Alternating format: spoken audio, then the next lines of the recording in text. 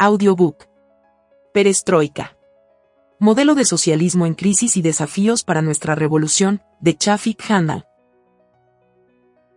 Extracto de la exposición de Chafik Handal, en la Escuela Política del 12 de julio de 1989. La perestroika, las confusiones de la renovación de modelo de socialismo en crisis. Lo que está en crisis es el modelo, y no la ciencia marxista, que sigue vigente. Hay quienes afirman que lo que está en crisis es el modelo de los clásicos del marxismo, y eso no es cierto. Si uno estudia a los clásicos del marxismo, los fundadores del socialismo científico, resulta que ellos opinaban otra cosa, y lo que se hizo en esos países fue una cosa completamente distinta. Por ejemplo, en materia de salarios y de precios, no se respeta la norma. El principio que ha regido en esos países, y que rige aún, no tiene nada que ver con el establecido por los clásicos. Marx, Engels y Lenin establecieron el principio, a cada quien según su trabajo, como norma de la distribución en el socialismo, como una etapa de transición al comunismo. En esta etapa sigue vigente y funciona todavía la producción mercantil, hay dinero, hay precios, hay salarios y, por tanto, rige la ley del valor y hay que ajustar a esa ley la justicia distributiva, digámosle así. Complementando esto con la justicia social, desarrollando los servicios sociales, las prestaciones sociales que da el Estado para aquellos que más la necesitan en el terreno de la salud, de la educación, de la vivienda, etc. Los fundadores de la teoría del socialismo científico definieron, con respecto a los campesinos y al problema agrario, que había que ir a la colectivización sobre la base de la estricta voluntariedad. Y que si los pequeños propietarios se resistían a la colectivización había que caminar con ellos bajo esas condiciones hasta que las nuevas generaciones aceptaran el paso a la colectivización, no había que forzar ese paso. Los clásicos sostenían que el campesino, pequeño propietario, tiene una idiosincrasia individualista muy profunda, y que, a pesar de ser aliado del proletariado en la revolución por el socialismo, era posible que se resistiera a la colectivización y entonces, decían, había que respetar su voluntariedad hasta que surgiera otra generación y pudiera educarse en la nueva concepción, que fueran capaces de comprender las ventajas de la colectivización y del socialismo. ¿Qué se hizo en la URSS? Se hizo una colectivización forzada que dio origen a una cantidad grande de injusticias acumuladas. Allí donde se hizo la colectivización voluntaria, siguiendo aquellas líneas de los clásicos, como por ejemplo en Checoslovaquia y en la República Democrática Alemana, el problema de la agricultura. El problema de la producción agropecuaria está resuelto. No tienen problemas de desabastecimiento y los campesinos son un bastión del socialismo. En la misma Cuba el proceso fue voluntario y sigue habiendo decenas de miles de campesinos individuales.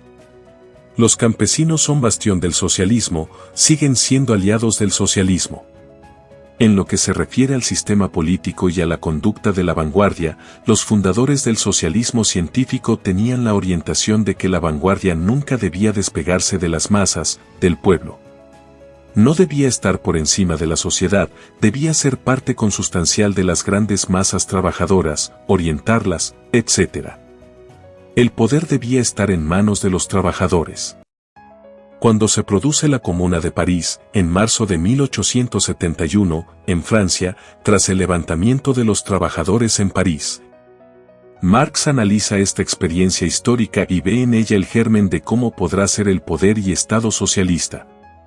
Cuando en 1905 en Rusia se produce el surgimiento de los soviets, como algo espontáneo de los trabajadores en aquel proceso revolucionario, Lenin saluda eso y dice, así es el poder.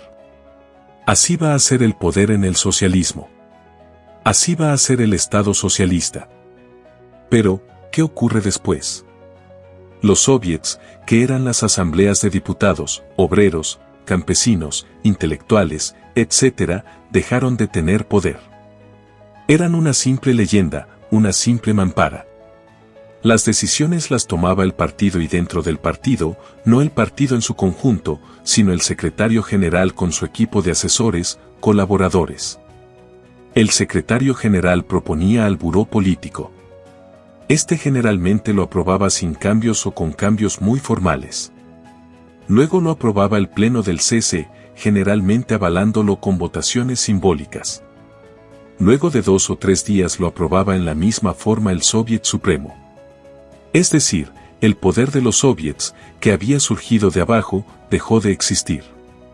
Y eso no tiene nada que ver con la tesis de los clásicos, con la que los clásicos habían diseñado. Más bien de lo que se trata ahora es de reestudiar la ciencia del marxismo, tratar de aplicarla a las condiciones de hoy. La sociedad actual tiene muchos cambios en comparación con la sociedad de la época de Marx, Engels y Lenin, pero en los conocimientos científicos siempre hay algo que es permanente, y esa es la esencia. Lo que cambia es el fenómeno. Las leyes de la física descubiertas el siglo pasado y antepasado, que han sido confirmadas, siguen siendo leyes de la física y siguen teniendo valor para todos los análisis y para el desarrollo. También en las ciencias sociales es así. Algunos teorizantes han empezado a decir que la ciencia marxista ya no sirve para nada, que los tiempos cambiaron totalmente y que de ella nada queda vigente. Eso es falso. Nosotros tenemos que salir en contra de esa posición. Ese es el contrabando más fenomenal que nos pueden meter. El materialismo dialéctico, el materialismo histórico, la economía política marxista son ciencias. Las leyes descubiertas por esas ciencias siguen operando.